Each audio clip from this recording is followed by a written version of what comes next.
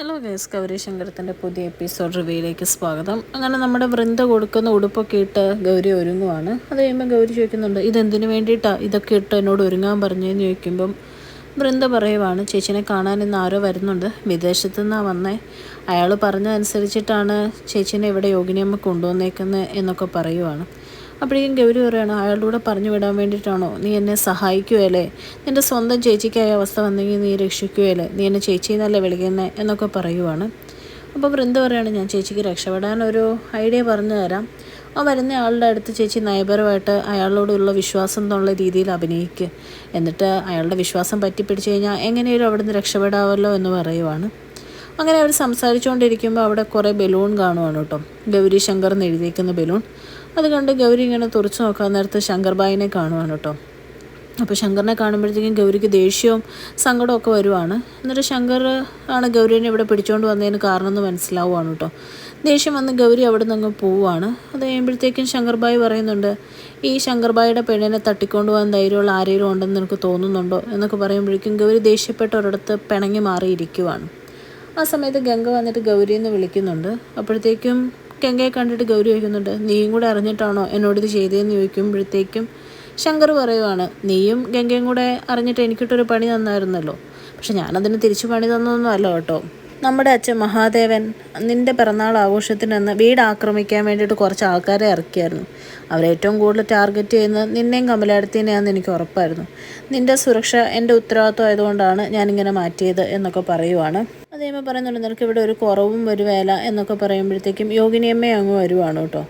അത് കഴിയുമ്പോഴത്തേക്കും ഗൗരി പറയാണ്, എന്തായാലും എനിക്ക് ഇവിടുന്ന് പോകുന്നേ പറ്റുള്ളൂ എന്ന് പറയുമ്പോഴത്തേക്കും ശങ്കർ പറയാണ്, ഇല്ല നീ ഇവിടെ തുടർന്നേ പറ്റുള്ളൂ, അത് നിനക്ക് വേണ്ടി മാത്രമല്ല ആദർശിന് വേണ്ടിയിട്ടും കൂടെ എന്ന് പറയുവാണ് കേട്ടോ.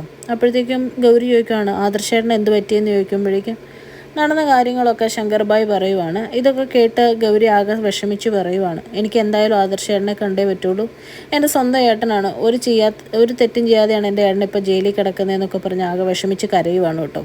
ഇതൊക്കെ കേട്ട് യോഗിനിയമ്മ പറയുന്നുണ്ട്, നിൻ്റെ നന്മയ്ക്ക് വേണ്ടിയിട്ടാണ് പറയുന്നത്, നീ പറയുന്നത് കേട്ടേ പറ്റുള്ളൂ, ശങ്കർ പറയുന്നത് അനുസരിക്കുക എന്നൊക്കെ പറയുവാണ്. അതേ സമയത്ത് നമ്മുടെ രാധാമണി തങ്കച്ചി തുണിയൊക്കെ എടുത്ത് താഴോട്ട് വരുമ്പോഴത്തേക്കും നമ്മുടെ കമല അവിടെ നിൽക്കുവാണ്. എന്നിട്ട് പറയുവാണ്, അമ്മേ താഴോട്ട് നോക്കി ആ പൂ കണ്ടോ എന്നിങ്ങനെ ചോദിക്കുവാണ് കേട്ടോ.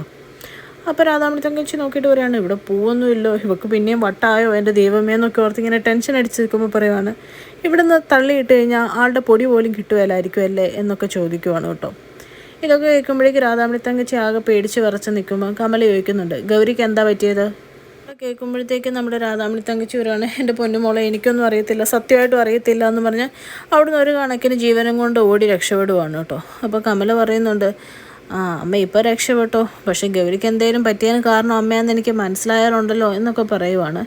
അത് കഴിയുമ്പോൾ വീണ്ടും ശങ്കറിനെയും ഗൗരീനെയാണ് കാണിക്കുന്നത്. അത് കഴിയുമ്പോൾ ഗൗരി പറയുവാണ്, എൻ്റെ ആദർശേൻ്റെ അവസ്ഥ ഓർത്ത് തന്നെ വീട്ടുകാർക്ക് സങ്കടമായിരിക്കും, അപ്പോൾ എന്നെയും കൂടെ കാണാണ്ട് അയാളുടെ അവസ്ഥയൊന്ന് ഓർത്ത് നോക്കി, എനിക്ക് പോയേ പറ്റൂ ശങ്കർ എന്ന് പറയുമ്പോഴേക്കും ശങ്കർ പറയാണ്, പറ്റുവേല, കാരണം നിന്നെ തട്ടിക്കൊണ്ട് പോകാൻ വേണ്ടി കൊട്ടേഷൻ കൊടുത്തത് എൻ്റെ അച്ഛനാണ്, അതുകൊണ്ട് തമ്പിക്ക് കൊട്ടേഷൻ കൊടുത്തുകൊണ്ട് നീ ഇനി പുറത്തിറങ്ങിക്കഴിഞ്ഞാൽ എന്തായാലും ശരിയാവുകയില്ല എന്ന് പറയുവാണ്. അപ്പോൾ ഗൗരി ഇതെല്ലാം ഒരു ഞെട്ടലോടെ കേട്ടിട്ട് ചോദിക്കുവാണ്, പക്ഷേ എന്നെ മിസ്സിങ് ആയത് പോലീസ് കേസ് ആവുകയില്ല എന്ന് ചോദിക്കുമ്പം അതെന്തായാലും ആവുകയില്ല, അത് നീ പേടിക്കണ്ട, കാരണം അച്ഛൻ തമ്പിക്ക് കൊട്ടേഷൻ കൊടുത്തുകൊണ്ട് തമ്പീനെ പോലീസ് പിടിച്ചു കഴിഞ്ഞാൽ അത് അച്ഛനിലോട്ട് എത്തുമെന്ന് അച്ഛനറിയാം, അതുകൊണ്ട് അച്ഛനായിട്ട് അത് എന്തായാലും പ്രോത്സാഹിപ്പിക്കുകയില്ല, അതുകൊണ്ട് പോലീസ് എന്തായാലും കണ്ടുപിടിക്കാനും പോണില്ല എന്നൊക്കെ പറയുവാണ് കേട്ടോ.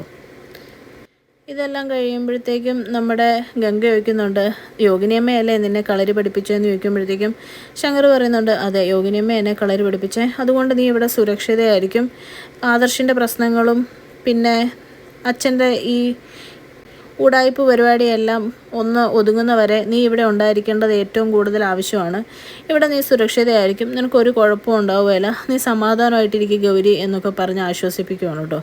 ഇതൊക്കെ കേട്ട് ആകെ സങ്കടപ്പെട്ട് നിൽക്കുന്ന ഗൗരീനെ കാണിച്ചുകൊണ്ടാണ് ഇന്നത്തെ എപ്പിസോഡ് അവസാനിക്കുന്നത്. ചാനൽ ഇഷ്ടപ്പെട്ട ലൈക്ക് ചെയ്യാനും സബ്സ്ക്രൈബ് ചെയ്യാനും കമൻറ്റ് ചെയ്യാനും മറക്കരുത്.